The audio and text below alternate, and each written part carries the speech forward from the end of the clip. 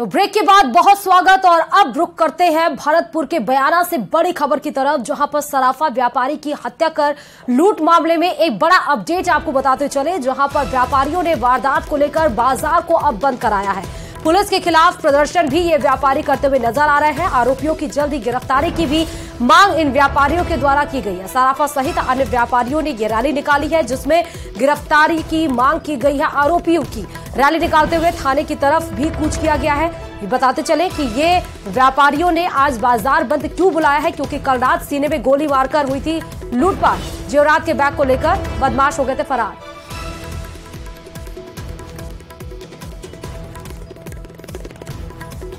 और हमारे संवाददाता भरतपुर से दीपक सीधे जुड़े हुए हैं इस खबर पर। दीपक, अगर देखा जाए तो कल ये वारदात को अंजाम दिया गया था बदमाशों के द्वारा, लेकिन आज व्यापारियों ने बाजार को बंद करवाया है।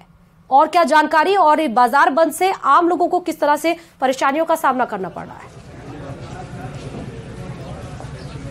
बिल्कुल आयुषी, देखिए इस वक्त मैं बयाना के कस्बे में मौजूद हूँ, जहाँ पर कुछ ही दूरी पर ये वारदात को अंजाम दिया गया था। और सबसे पहले मैं आपको तस्वीरें दिखाना चाहूँगा, दर्शकों को तस्वीरें दिखाना चाहूँगा कि जो बाजार है उसको पूरी तरह से बंद किया हुआ है। आप देखिए कि बाजार में लोग हैं, जगह जगह बैठकों का दौर चल रहा है, लेकिन बाजार को बंद किया है, जिससे कहीं ना कहीं जो आमजन है उसे परेशानी का सामना करना पड़ रहा है। त्योहार का समय है, दिवाली आने वाली है, करवा चौथ का त्योहार आने वाला है, लेकिन ग्रामीण इलाके से जो लोग आ रहे हैं उनको कड़ी परेशानी का यहाँ पर सामना करना पड़ रहा है, क्योंकि जिस तरह से बदमाशों द्वारा इस वारदात को अंजाम दिया गया था, उसके बाद व्यापारियों में काफी जो आक्रोश है वो यहाँ पर देखा जा रहा है। और उसी आक्रोश के चलते इस बाजार को बंद किया गया है।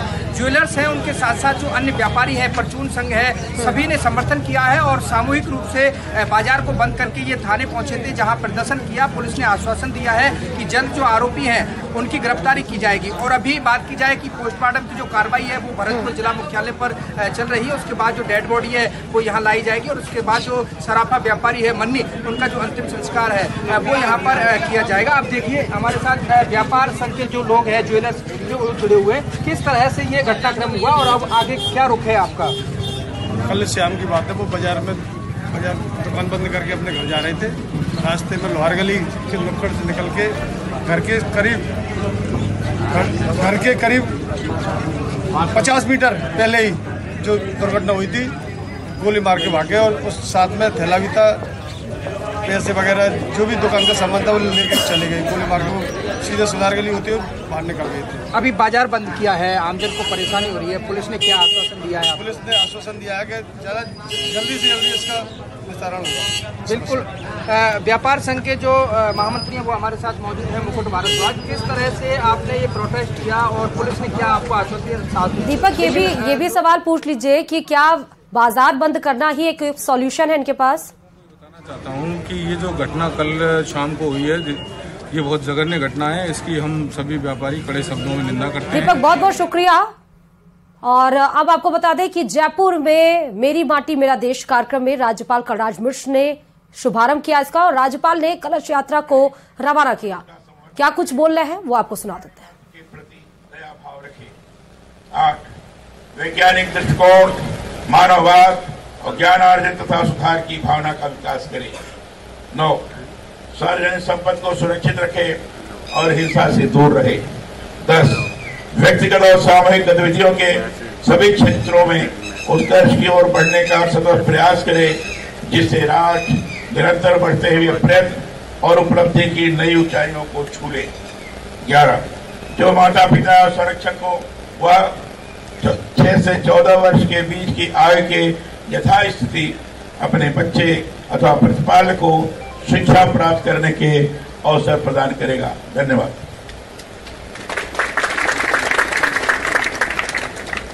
बहुत बहुत आभार माननीय राज्यपाल महोदय का, और आप सभी कृपया अपना अपना स्थान ग्रहण करें।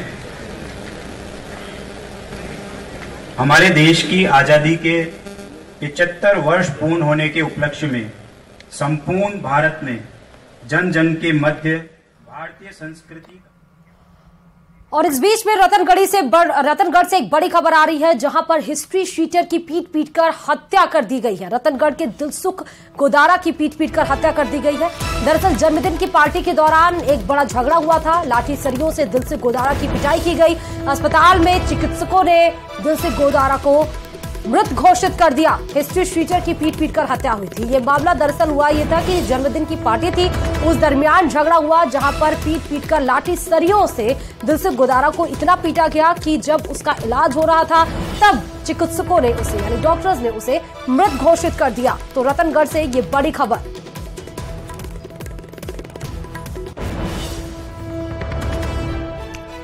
तो रतनगढ़ से ये बड़ी खबर आपको बता रहे हैं, जहां जन्मदिन की पार्टी में एक हादसा हो गया और उसके बाद मारपीट शुरू हो गई। मारपीट में लाठी सरियों का इस्तेमाल किया गया। जो हिस्ट्री शीटर है गोदारा, उसको इतना पीटा गया कि उसकी अब मौत हो गई है।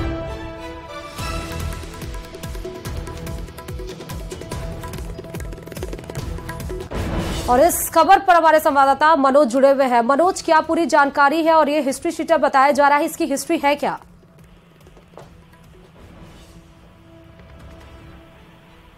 मनोज, आवाज मिल रही है?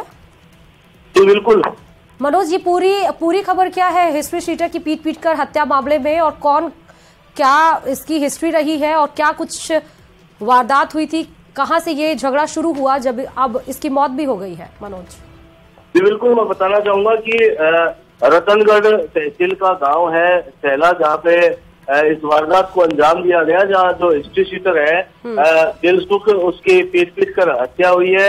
एक जन्मदिन की पार्टी थी, उस जन्मदिन की पार्टी के अंदर जो हिस्ट्री शीटर है दिलसुख, ये गया हुआ था और मामूली बात को लेकर वहाँ झगड़ा शुरू हुआ और उस झगड़े के बाद में और इसकी पीट कर है वो हत्या की गई, पीटा गया। और अभी जो पुलिस है, पुलिस के द्वारा इसके जो शव को अस्पताल, रतनगढ़ अस्पताल की जो मोर्चरी है वहां पे रखवाया गया है। पुलिस के द्वारा आगे ये कार्रवाई की जा रही है।